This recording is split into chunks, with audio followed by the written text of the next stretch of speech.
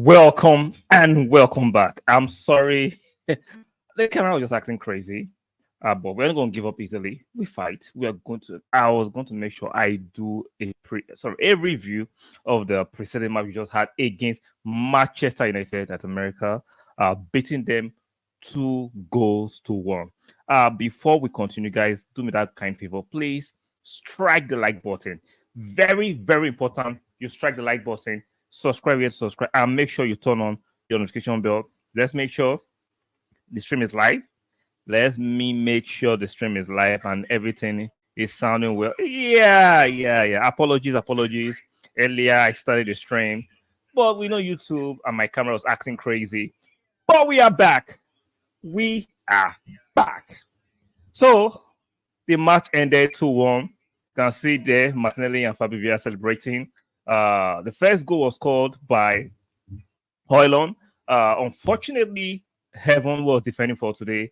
He was a bit weak in that defending, and Hoylund actually successfully bullied him, and he scored a very good goal against us. Then Jesus equalized, made a 1-1, fine cross from Nwaneri that had a fantastic game. So that youngster had a fantastic game in comparison to Heaven, who has a so-so game.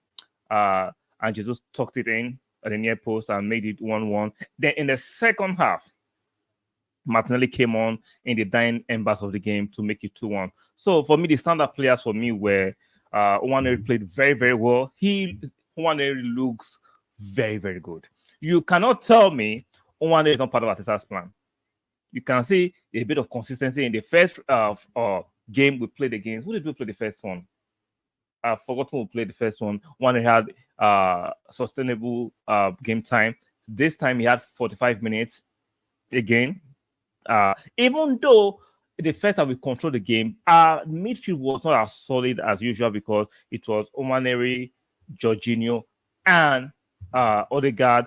For me, Jorginho was looking a bit rusty, not sharp. We understand he's just getting back from his holiday, so we don't expect Jorginho to be as sharp as ever. But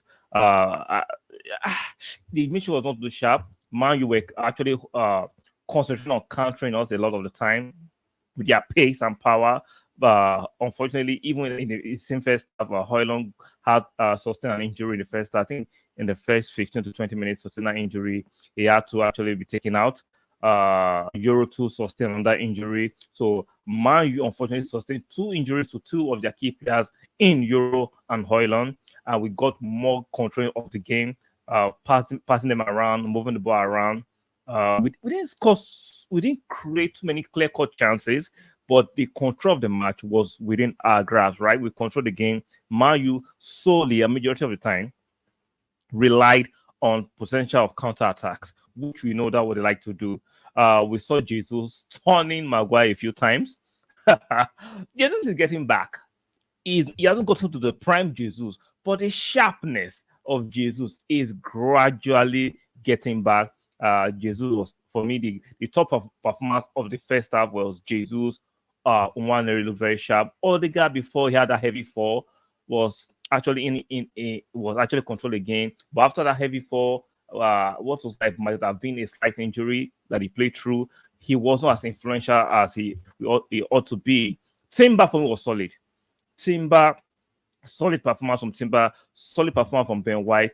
Kaihan, the goalkeeper, another solid performance from the goalkeeper. So everything is coming together. Even though it was a disjointed kind of thing, but everything is gradually coming together. Now, preseason, it depends on how you look at it. It's not a yardstick to measure what could happen in the future, but it gives you an idea, right? I'm seeing a sustainable pattern of play, possession, aggression, and pressing.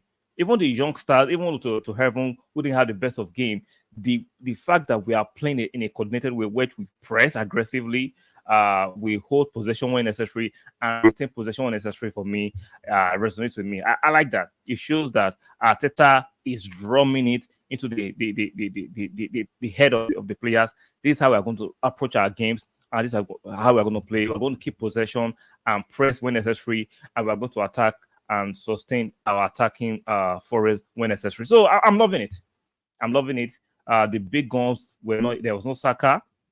Martinelli played barely 15 minutes in this game away game. Skelly, the youngster, came in the second half, looked very, very nice. Kivio came in the second half. Gabriel had 10 minutes too. Kai Havertz came in the second half too. So things are beginning to come together. It's a preseason. We won in regulation time 2-1, but we lost the penalties. We know the ritual of American sports. Even though you win the regular game, you are going to play penalties for some funny reasons. So I don't take the penalty loss so hardly, because Kai Havertz missing his penalty is still not. It's still carrying a bit of rust. He just came back from holidays barely 3 days ago and is playing a match today. So I won't be too harsh on Kai Havertz. My appraisal of Kai Havertz is going to be very, very fair. And I expect Arsenal fans, reasonable Arsenal fans, to be fair on actually appraising players who just came in barely 3 days ago. So I didn't see too much from Fabio Vieira today, even though I expect so much from him in this coming season, but he was there. So it was not generally, right? Generally, it was not a bad performance from the boys, because we are still trying to regain our fitness. Jesus got 70 minutes. That shows you is part and parcel of Mikel Arteta's plan for Arteta to play Jesus for 70 minutes. Is beginning to get him ready for the beginning of the season. I expect the likes of Saka, Saliba to join the team the next few weeks, especially when we get back to London during the Emirates Cup. So everything's looking good. But if you focus solely on today's match, Man U was a good test for us, right? A good test to gauge our fitness. But I would say, aside from the first 20 minutes, I didn't see too much threat from Man U. So let's see what Liverpool provide say on Wednesday or Tuesday when we play them in friendly match. So I'm loving this. It's a good run out. I'm looking forward to what we could do this season. I'm looking at the quality of players we are gathering, and I'm excited. Even for the youngster like Skelly and Nwaneri, they feel part of the first team already. They are comfortable on the ball. They are not panicking under pressure. Even in tight spaces, I'm looking at Master Skelly. The maturity is showing. I'm looking at Nwaneri. The maturity Nwaneri is showing at that age. I'm loving this. I am loving it. I'm looking forward to the season. So those who have been accusing Mikel Arteta unfairly of not playing youngsters, I think it's very, very unfair. I think those accusations are very unfounded and are very, very disingenuous, because you cannot ask a manager to play a youngster based on because they are young. If you're good enough, you will get playing time. When you talk about the likes of Man City playing young, giving youngsters a chance, because those youngsters are good enough to play at that level. We're not going to give youngsters minutes just because you don't play youngsters, so I can go and brag on panels and brag with other teams that we have youngsters that are playing. No. Especially when we are competing at this high level against a team like Man City, any youngster that wants to play, you have to be good enough. Like today, I'm not trying to throw heaven under the bus, but for me, based on the last 2 matches, he's not good enough. Arteta is giving his chance. Nobody's going to say Arteta doesn't give youngsters a chance. He gave him his chance. The goal that we considered today from Højlund, he was weak. Now, his passing is crisp. His passing is fantastic, but his defending is still very, very naive. You could claim he's a youngster, but one is a youngster. It's about being proficient. It's about being good enough. If you are good enough, you will play. You will play. That just is. And this guy, Jesus, a lot of you are receiving him off because of the injuries he suffered last season. He has a lot to offer this coming season. He's looking leaner. He's looking very motivated. He got 70 minutes today. I'm looking forward to a Jesus that will come in. He might not be the most little striker, but what he adds to the team. We saw how he turned Maguire a few times to create chances today. His runs are still there. His dribbling abilities are still there. Facilitation is still there. So he's still a key player to the way we play and the system we've created. Jesus is a key player. You cannot throw Jesus under the bus. He's that guy that can unlock defenses by himself. He's a player that can create chances by himself. He's a playmaker stroke striker. He might not be the most efficient in converting his chances, but he can create chances and create chances for others. And just have to give him his flowers. Guys, come on. Let's do next. So please strike a like button. Please. We have 7 guys in the building right now. Please strike the like button. It's very, very important for this channel, for the growth of this channel. Please support the channel by striking the like button. If you're here to subscribe, please subscribe and make sure you turn on your notification bell. One more time, like the video, subscribe, and make sure you turn on your notification bell. Very, very important. So Arsenal won in regulation time, 2-1, but lost on the penalty for 4-5. I think we missed. I think we missed 2 penalties, and Man U just missed one. So good runner for the boys. Looking forward to the match against Liverpool to see how progressive we are. I expect the likes of Kai Havertz to get more minutes in midweek when we play Liverpool. Gabriel to get more minutes when we play Liverpool. Zinchenko played today, right? It is the same Zinchenko, can be clumsy in moments. So we know once we officially announce the acquisition of Calafiori, Zinchenko will not be playing as a first team left back, but he can do a job in the lower risk games against the bottom half teams will be meeting in the Premiership, or games it will have in the Carling Cup against a lower team. So the squad composition for me is taking shape. It is taking great shape. I know Man City will still be made the favorite by the mainstream, but based on, if you look at both Man City squad and Arsenal squad objectively, you cannot tell me Man City are the favorite. You can say Man City are the favorite based on they've won 4 times. So I understand that grace. I understand that respect you want to bestow on them. But if you look at them and Arsenal right now, player for player, quality for quality, do you still believe that? So guys, there's not much to say anymore. I just said to do a quick match highlight and match review of the preseason match against Manchester United. The mantra is that there's not like friendly against Manchester United, but this was a friendly against Manchester United in America. We've beaten them. We won in regulation time. They beat us through the ritual penalties, which is fair. So we keep on moving. I keep on preparing for the season that is coming ahead in the next 3 weeks. So guys, let me know, did you enjoy the game? Which players were the standout players for you? For me, the standout player is Nwaneri. When it comes to Jesus, I know what Jesus can do, right? We know what Jesus can do. We know what other guys can do. But when it comes to the standout player for these last 2 preseason matches we've played, Nwaneri is looking much more like that special player that Arteta will give game time this coming season. Even in the not just in the Carling Cup or the FA Cup, I expect him to get more game time in the Premier League. He is very comfortable on the ball. His maturity and the choice of passes, his in-game smartness is beyond his years. So I expect Nwaneri to get more game time. I'm expecting big things from Nwaneri. D-Day Spring, Arsenal will do well to get a striker. Jesus is not a striker. That's your opinion. Jesus is a striker. I understand you want to say he is not a little striker. How many little strikers are there in the market? I don't like the fact that we just throw out disparaging words because you do not like certain things. What do you mean Jesus is not a striker? Jesus is a striker. He might not be as little as an Isak or Harry Kane, but he's still a striker. So let's not do that. Now, let's not do that. What do you mean he's not a striker? The game was good. I hope Martinelli gets a good season like 2023. Yeah, like, see, the way we just throw our players under the bus is crazy. But we go and overrate players that are not as good as our players of other teams. Can I say Jesus is my striker? Man, come on, man. Now, let's not do that. Let's not do that. He might not be as little as we want him to be. And I acknowledge the fact that Jesus is not the most clinical striker. I acknowledge that.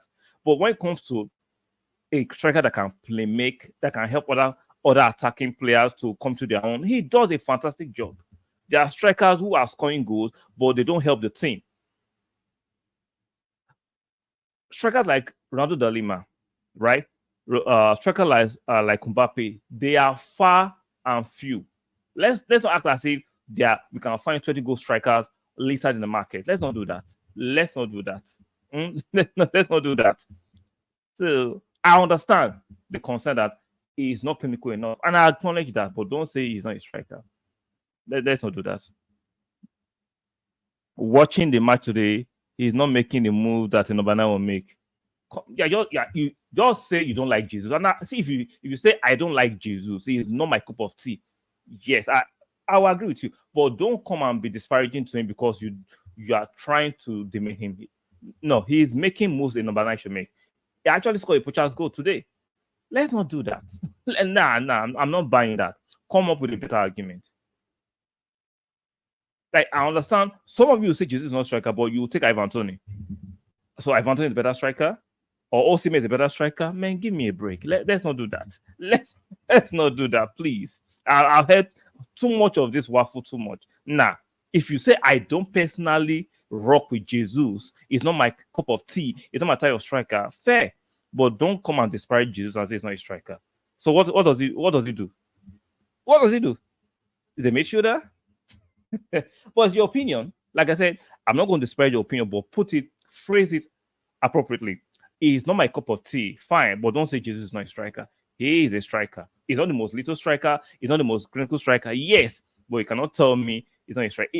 Jesus is a striker that can create chances for himself. No, even Harry Kane cannot do what Jesus does. Now, Harry Kane is a more clinical striker than Jesus. Yes, but in terms of creating chances from nothing, you can't compare that. You can't compare Kane to Jesus.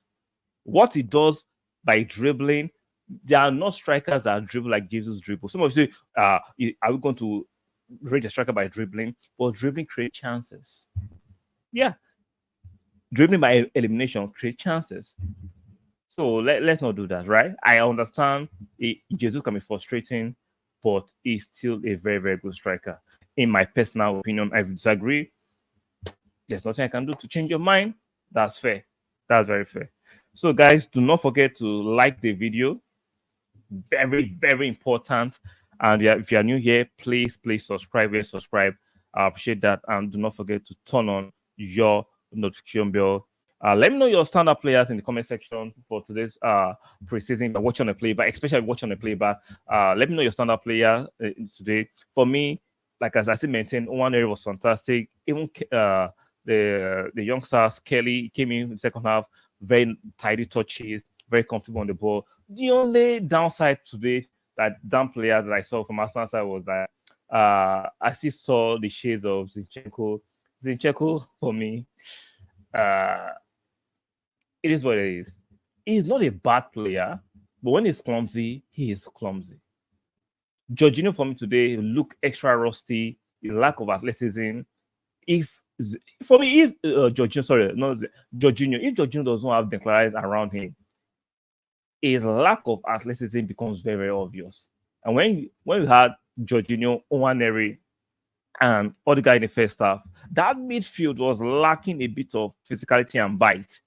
So, but thank God it's just a friendly match, just preseason. I know in a match with so much riding on it, like or consequences of jeopardy, there is no way Arteta will play a combination in the midfield of Jorginho, Nwaneri, and Odegaard. That would be too light in terms of physicality, but it is what it is. I think the management should make move for Gutierrez. It really now let's stop it. This is my problem with Arsenal fans. So because Gutierrez scores a few goals, the highest goal scorer in the Portuguese league, we should go and get him. Darwin Núñez scores how many goals in the Portuguese league? How have his performances been in England?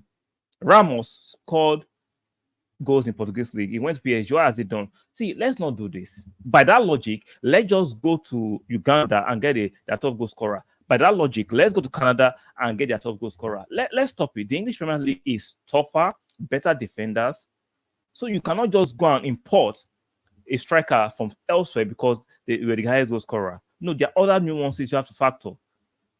Yes, Gutierrez looks like a pure goal scorer, but if it comes to England and flops, same fans like you will start shouting, let's replace him, forgetting that there's FFP, and to shift him is going to be difficult. You cannot go and buy Gutierrez. I'm not saying there's not a chance that Gutierrez could succeed, but it's a very, very risky investment. And I don't think Arsenal will be dumb enough to make that kind of risky investment.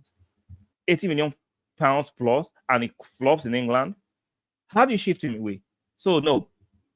I've watched this game. It looks good for the Portuguese league.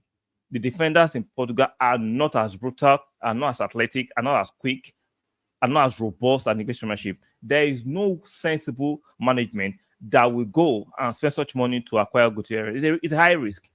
So all this Clarion Cole go and get Gutierrez. Gutierrez is not better than Kai Havertz. That's the problem. Because he plays in another team, we are going to overly embellish his importance. I'm not falling for that. No, hell no.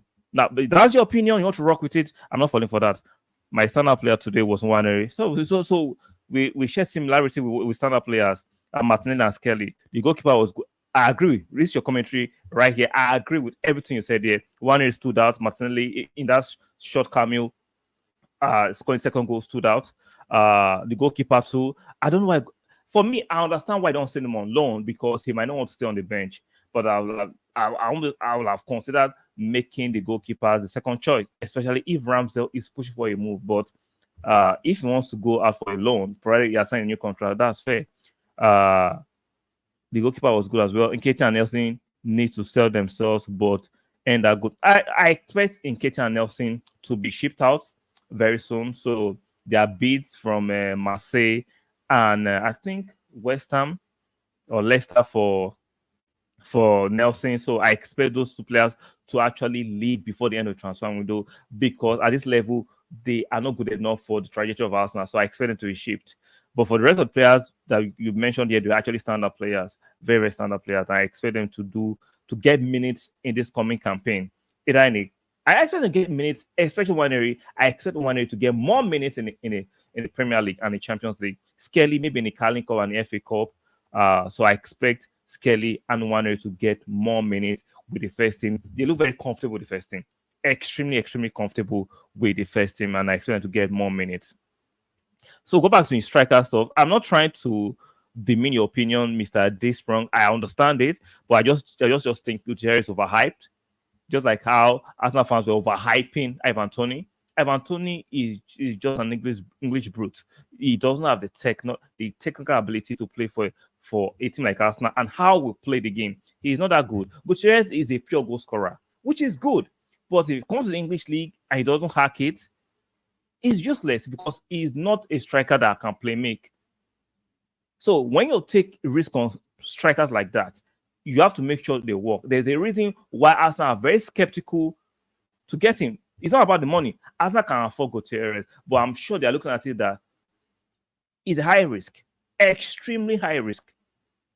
A player like Jesus might not give you 25 goals, but what he gives the team. Look at last season, right? We didn't have a standout goal scorer, but we still managed to score from set pieces. We still managed to spread the goals around. Sometimes it's better to do it that way when there's no standard player for you to buy. Now, the only striker I've been saying it, I will try and get if he's available is Ishak. If Ishak was available, I'll employ Arsenal to try and get him. Any other striker is a high risk. Let's be fair. Any other striker is high risk. So here's what it is. What's your thought on Timber's performance? Solid, extremely solid. Coming back from an ACL for a year, that he has been solid for the last 2 matches he has played. Timber has been solid. He hasn't lost no yard of pace. His concentration is still there. His game timing is comfortable on the ball, passing out of tight spaces. The maturity on the ball. Timber was solid today, and I'm expecting a big season from Timber. Timber can play across the back for left back, right back, center half. Timber can do it also. I'm expecting a solid season from Timber.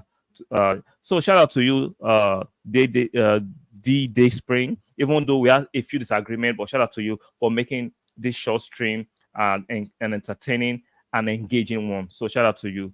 So guys, I'll be leaving for now. I just decided to do this quick one before I go to bed. So, guys, I'll come back tomorrow morning and elaborate more on it and do my player ratings regarding the match we won today, beating Manchester United in the preseason match 2-1. So, guys, like the video, subscribe, and I'll see you guys on the next one. And shout out to you, Dayspring. I can't continue. I need to go right now, and I'll see you guys later. Bye for now.